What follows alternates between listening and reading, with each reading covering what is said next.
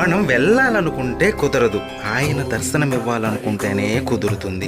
ఎంతోమంది వెళ్ళి దర్శనం కాకుండా కూడా తిరిగి వచ్చి ఉంటారు. మీకు రహస్యం చెబుతాను, వినండి.